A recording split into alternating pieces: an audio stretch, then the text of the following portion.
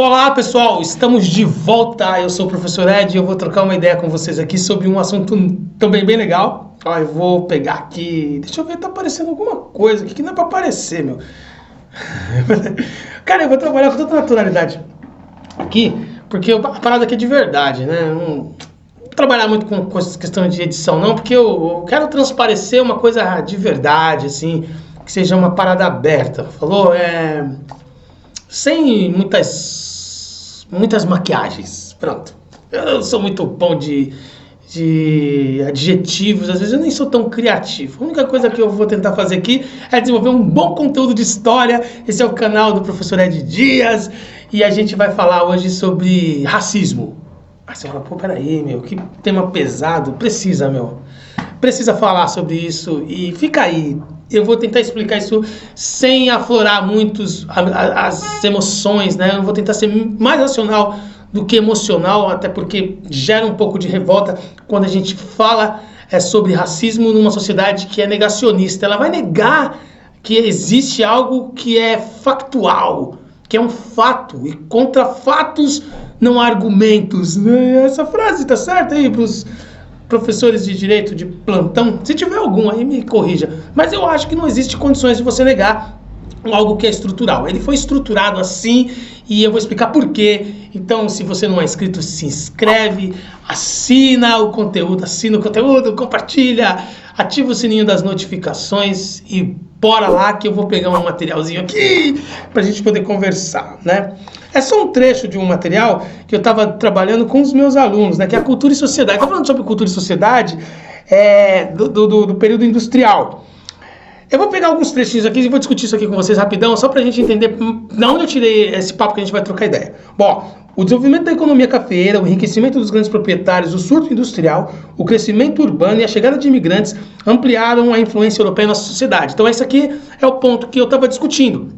A chegada dos imigrantes que trouxeram uma influência europeia começou a mexer na maneira que as pessoas se comportavam no Brasil, claro, diferentemente das vestimentas, o consumo de arte, toda a sofisticação que eles dizem que existem lá, talheres e tal. Para comer uma comida precisa de 10 garfos e para tomar uma bebida precisa de 5 copos e tem um monte de comida estranha e tem como você sentar assim na cadeira, não pode colocar o cotovelo. Isso que eu chamo de requinte, eu chamo de frescura.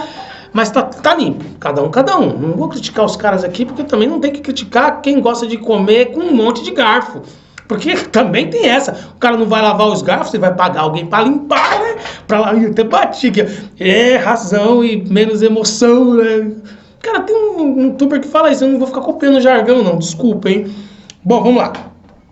Tal influência podia ser observada no vestuário dos integrantes da elite, nas camadas médias urbanas, nas palavras derivadas do francês e do inglês, que faziam parte do vocabulário cotidiano dos brasileiros urbanos, no apreço pela ópera e pelas inovações trazidas pela Revolução Industrial. Aqui também outro ponto interessante para se discutir, porque a Revolução Industrial, ela de fato vai trazer muitas transformações, não só para a Europa, para a Inglaterra, mas todos os países que estarão submetidos ao imperialismo, que não começa só do século XIX. Desculpa, irmão, o imperialismo começa desde o século XVI, com as grandes expansões marítimas, esse comportamento e essas influências que é uma imposição cultural, tá aí há mil anos, né? É importante ressaltar que uma pequena parcela da população brasileira tinha condições de seguir a moda europeia e mesmo realizar viagens e estudos ao velho continente. Claro, a elite ia lá aprender a ser requintado, né? Sofisticado e civilizado lá no velho mundo. As pessoas aqui não tinham todo esse requinte, porque óbvio, a realidade é completamente diferente. Até hoje, cara, você vai comer num restaurante chique aí, o cara já olha pra você com o pé a cabeça. Cara, uma vez eu vi uma coisa tão absurdo, que alguns restaurantes, os garçons, olham pro sapato da pessoa, pra ver se o sapato não tá sujo. Porque sapato sujo significa que você veio caminhando, você não veio no seu carrão, né? Então se o sapato tá meio sujo, e se for de barro, cara, você é barrado na porta do restaurante. Então, eu não sei se é verdade, porque eu não frequento esses lugares, por questões econômicas mesmo. Mas, o constrangimento, mano. Tipo, deixa eu ficar quieto. A maioria da população brasileira vivia na miséria em condições de extrema penúria. Os escravizados, por sua vez, estavam fora de todos os planos governamentais para que adquirissem melhores condições de vida. É nesse ponto que eu quero chegar, nos escravizados, tá? Eu quero falar sobre essa questão dos escravizados para a gente poder entender um pouquinho sobre essa questão que muito se fala do racismo estrutural, uma estrutura racista que foi criada nas condições escravocratas que existiam na América durante o período que o Brasil foi, não só o Brasil, mas vários países, foi colonizado e utilizaram os negros para trabalhar porque os europeus eram bem preguiçosos, né? Eles tinham preguiça de trabalhar e colocavam os caras para trabalhar igual cavalo, achando que tinha as mesmas condições e força de um animal que é feito pela natureza e gigante pela própria natureza. O ser humano, ele é muito mais frágil, né? A população negra, escravizada ou alforriada, arcava com o trabalho. Eram os trabalhadores escravizados que realizavam desde a tarefa mais simples e leve até o serviço mais pesado. Somado à carga de trabalho, havia ainda o peso da discriminação aos negros durante toda a vida. Eu vou repetir isso aqui, ó. Somado à carga de trabalho, havia ainda o peso da discriminação aos negros durante toda a vida. Aí tem gente que acha que não tem mais, cara. Tem gente que diz assim, não tem racismo, não existe. Ô, meu irmão, vamos lá, vamos entender agora através da história. Quando houve a abolição da escravidão, não se criou nenhuma estrutura jurídica que acomodasse essas pessoas dentro de qualquer privilégio. Tipo, não tinha uma legislação assim, olha, acabou a escravidão, agora o rapaz que era escravo, ele vai ter um emprego, ele vai ter uma carteira de trabalho, a gente vai colocar ele na escola, depois vai colocar ele na faculdade. E aí ele vai ser um profissional dentro dessa sociedade, a gente vai incluir, né? É uma inclusão social dos ex-escravos. Não foi nada disso não, cara. A princesa foi lá, assinou um documento, vocês estão dando livre. Aí, pra ajudar pra caramba, não pagou as indenizações dos fazendeiros, dos cafeicultores. Os caras ficaram com raiva, tanto do imperador, que perdeu a coroa, né? Pra variar, né? Acabou exilado em Paris, né? E os negros ficaram aqui, cara. Sei lá, eu ia falar pão de ló, nem sei o que é ló e nem pão desse negócio aí. Ficaram sem nenhuma estrutura jurídica que os protegesse de absolutamente nada. Sem contar a raiva dos latifundiários e da classe elitizada do país que dependiam deles. Então o que os caras queriam? Criar um pescoço de todos eles, cara. Odiavam essas pessoas, tinham raiva. E essa raiva se materializou. Por quê? Porque aí, ao invés de contratar os ex-escravos, chegaram os imigrantes europeus. E esse processo é um processo eugênico de embranquecimento da raça. E para onde foram esses caras, irmão? Para onde foram esses ex-escravos? Para os morros, para as favelas, para as comunidades. Encheram o morro de pessoas sem emprego, sem educação, sem conhecimento nenhum. Aí vem a questão, né? E começaram a revitalizar a cidade. Vai estudar lá o Pereira Passos, a revitalização parisiense do Rio de Janeiro, no governo Rodrigues Alves, moderno, né? Então manda, acaba com os casebres, acaba com todos os cortiços, manda esses caras viverem na penúria. E aí, bicho, eu falei que ia ser. Não quero ser emocional, mas não dá. Tipo, quando o cara fala pra você, não tem racismo, não tem sim. Você tem que falar, irmão, tem sim, cara. Ó, tipo, vai lá no canal do Ed, dá uma olhada lá. Tipo, tudo bem que vai ter um monte de gente falando que não tem ainda, mas pelo menos eu vou estar baseado aqui, amparado pela história do meu Brasil, do meu país, né? E é por isso que eu tô falando isso. Eu perdi até o contexto, mas eu vou voltar que eu sei. Bom, os caras estavam lá no morro lá e, tipo, começaram a fazer o quê? Não tem comida, não tem trabalho, não tem escola, não tem amparo, não tem sociedade. O que você vai fazer? Vai roubar, cara. Ah, mas não justifica. O que justifica, então? Tipo, você não tem nada, você tá com seu filho lá pequeno, ninguém te dá nada, cara. Não te dá uma esmola, porque a sociedade te odeia. Aí você vai roubar, cara. E aí o que vai acontecer? Você vai ser preso e você vai pra onde? Pra cadeia. Então o sistema prisional, ele começa a encher de pessoas ex-escravos. Ex-escravos que vão pro presídio, porque são eles que estão roubando. E isso faz com que, claro, se prolongue esse processo de questão, sei lá, né, pessoas que são descendentes de africanos e de escravos, né, de pigmentação de pele escura, que vão povoar os morros e o sistema penitenciário. Logo, isso não vai acabar de uma hora para outra, não vai ter uma ruptura, vai continuar, chegando até quando? A modernidade, né? Modernidade, eu digo os dias contemporâneos, onde a maioria dos favelados são negros, a maioria das populações menos favorecidas são de pessoas negras, e o sistema prisional é lotado de caras ex-descendentes de escravos e de africanos. E aí, o que acontece? O índice de marginalidade ele vai crescer mesmo, porque eles ainda não têm as mesmas oportunidades que os brancos. Você vai na favela e vê o que tem na favela, negros. Aí você vai nas universidades federais, o que tem? Branco.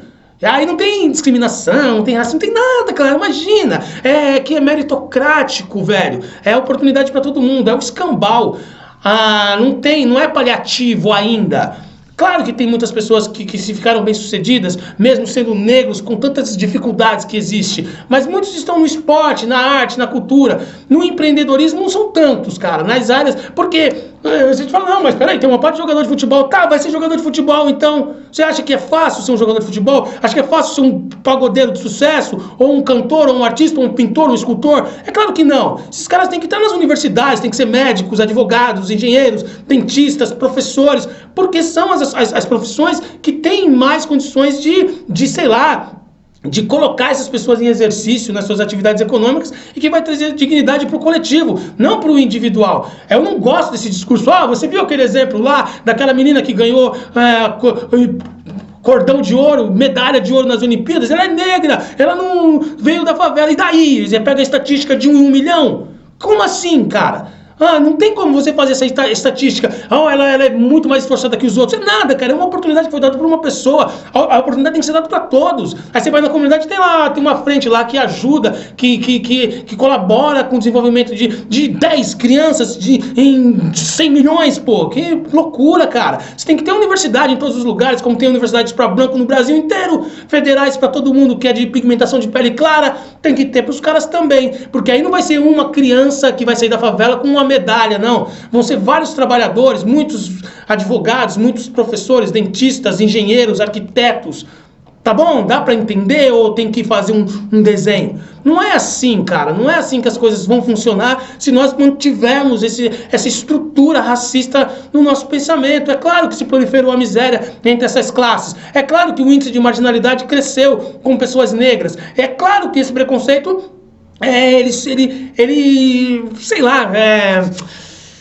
cara, ele chegou nesse parâmetro que nós vemos hoje, principalmente na TV, quando você vê, por exemplo, um cara que não é bandido, mas vive em comunidade, e ele é negro, e ele é sempre abordado pelas forças policiais. Por quê? Porque está dentro da estatística que essas pessoas acabam cometendo mais crimes, mas é óbvio que por conta da falta de oportunidades, acabam se criminalizando mais. E é aí que está o racismo. Por quê? Porque às vezes esse cara que você está abordando, esse cara que você está desrespeitando, essa pessoa que você não conhece, conseguiu fugir da criminalidade. Ele não é um criminoso, ele é um cidadão. Eu ia falar cidadão de bem, meu Deus, não é esse discurso. Ele é um cidadão trabalhador e honesto, certo? E ele teve oportunidade de sair desse processo de marginalização. Poxa, mas é difícil. Mas ele não tem que ser submetido a um processo de humilhação pública, né? Pelo fato dele ser negro. Ele não representa um grupo de pessoas marginais. Eles foram marginalizados, é diferente. Então, o que eu quero falar com esse assunto de hoje sobre racismo? Ele existe, ele é estrutural, ele tá, se você querer enxergar, né? Se você se forçar a vista para não ver, aí talvez você ignore, mas ele é muito perceptível, inclusive nas oportunidades. Eu até saí do texto, eu vou ver se tem mais alguma coisa aqui. Eu falei que não dá, né? Bom, esses objetivos, mesmo que muitas vezes impossíveis, podem ser compreendidos quando atentamos para o fato de que na sociedade brasileira a discriminação ao negro e ao mulato e a escravidão eram consideradas coisas normais. Esse ponto aqui que eu achei interessante, que eu tinha até frisado. Essas discriminações, elas eram normais, então elas foram tratadas de uma forma normal, porque os homens negros não eram tratados nem como humanos, né, cara?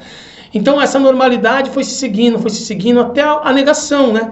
Não tem racismo não, velho, tá aqui tudo igual, meu. Eu tenho um amigo negro, pai, pô, legal, que bobagem de argumento, hein? E daí que você tem um amigo negro, velho? Qual o problema de se ter um amigo negro? O racismo não tá aí. O racismo existe no ódio que há sobre uma elite econômica que nega oportunidade para um monte de gente. E aí talvez não são negros, mas inclusive as pessoas mais pobres. A própria ignorância do agir, do se comportar, gera essa negação. Né? Eu vejo negros em todos os lugares. Que lugares que você frequenta, irmão? Quais os lugares que você frequenta? Se você fala para mim que vê negros, por exemplo, jogando bola no quintal ou ali no campinho, é lógico que você vai ver. Eu vejo um negro na cidade. Tá, qual é a função deles na cidade? Aonde que você vê essas pessoas? Então para de utilizar discurso que não é aquele que deveria ser o da pesquisa, o da ciência, do material sério que é produzido em função de esclarecimento da sociedade, do pensamento, né? Bom, basta analisar os movimentos que ocorreram no Brasil e que lutavam por uma sociedade mais democrática e liberal, muitos deles, como a Inconfidência Mineira, apesar de lutar pela liberdade, não apresentavam entre seus planos a abolição da escravidão. Então aqui é uma coisa bem legal, né? A gente está falando aqui desde a Inconfidência Mineira, da criação do mito lá do Tiradentes, que sempre lutaram por questões econômicas, por questões até não vou dizer questões republicanas, mas de autonomia política, né? Separatista, para que você se tornasse um país separado, mas a luta contra a escravidão pouco existia. E só para fechar isso, para não ficar muito longo, cara, a abolição da escravidão não é um título que é dado a um branco. Por exemplo, todo mundo acha que a princesa Isabel, uma branca, uma fidalga, né? Fidalga não, ela era brasileira, era filha do Dom Pedro II, mas da família dos Braganças, libertou os escravos. Jogou os escravos nessas condições subhumanas. Ela só assinou a Lei Áurea porque foi uma imposição da Inglaterra, desde que a Inglaterra pagou 2 milhões de libras esterlinas para os portugueses libertarem o Brasil, né, do sistema colonial. O Brasil se tornou independente de Portugal e virou praticamente um serviçal dos interesses ingleses, e a Inglaterra impôs isso, até porque em 1850 foi proibido o tráfico negreiro e começou um monte de problemas, até que a Inglaterra conseguiu convencer os brasileiros do seguinte: para de ser burro, é que público de consumo cresce a economia do Estado, porque eles vão trabalhar e vão consumir. Se você ficar vivendo só de exportação, você vai ter que importar tudo, vai ficar muito mais caro, sua balança comercial, ela sempre vai ser deficitária. Para ela ser superavitária, você tem que ter produtos de base, né, a favor do PIB nacional, e essa parada econômica que é bem complicado. Então, se você tiver um público de consumo livre, é melhor, cara, porque você paga um salário, não fica comprando o cara muito caro, de repente ele morre, de repente ele te mata, de repente ele foge, e se você pagar, ele não vai fazer nada disso, ele vai trabalhar no final da safra, no final do mês ele recebe, e ainda compra o que ele mesmo produziu. Seu burro, tá vendo como é fácil? E foi assim que acabou a escravidão, foi um negócio. A Inglaterra percebeu isso, acabou com a escravidão praticamente na Europa. Os Estados Unidos percebeu isso, desde que conseguiu consolidar ali um país só, né, que tinha divisão entre os Estados Unidos do Norte, o Sul, com a Guerra de Secessão, com Abraham Lincoln, né, e teve a Guerra Civil Norte-Americana, acabou com a escravidão e virou tudo industrial, e o Brasil demorou para acordar, como sempre, e mantém o racismo como sempre. E é por isso que eu fiz essa aula. Espero que você não fique com raiva de mim, mas se ficar com raiva e tiver alguma observação ou outra interpretação, coloca no comentário aí. Eu vou ler tudo com carinho, com cuidado e com muito respeito, porque é assim que a gente tem que trabalhar. E é isso.